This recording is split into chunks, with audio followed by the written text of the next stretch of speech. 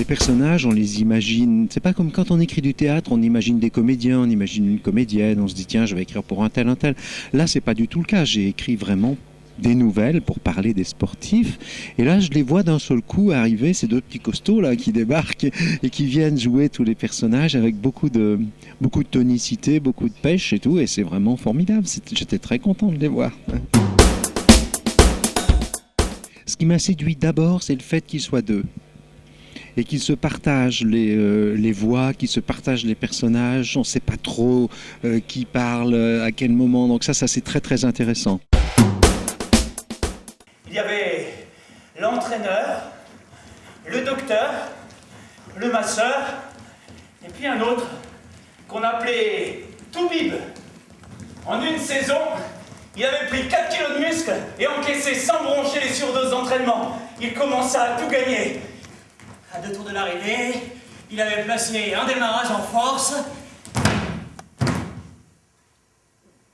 et il s'était écroulé.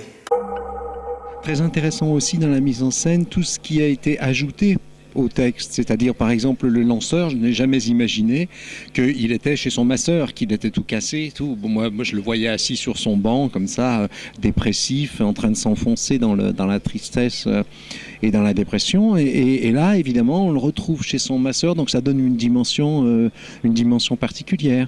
Et puis il y a aussi, par exemple, le skieur qui est traité sur son vélo, curieusement. Donc ça, c'est plein de bonnes d'idées formidables dans la mise en scène, et ça m'a beaucoup touché et beaucoup intéressé.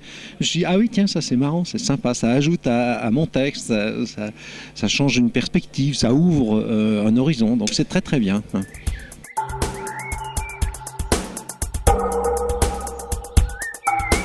Et c'est votre amour du sport qui vous a donné envie d'écrire ce texte ? C'est mon amour du sport et c'est aussi mon amour des athlètes, qui sont des gens qui me passionnent, sont des gens qui veulent de tout leur cœur tout ce que tout le monde ne veut pas.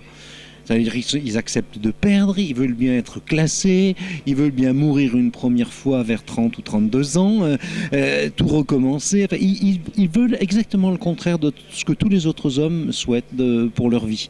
Donc ça les rend absolument passionnants. Le sport est un accélérateur de destin formidable. Et à l'intérieur de ce petit monde du sport, il y a toutes les hiérarchies, il y a toutes les formes d'attitudes possibles, tous les destins possibles. Et donc voilà, c'est pour ça que ça me fascine.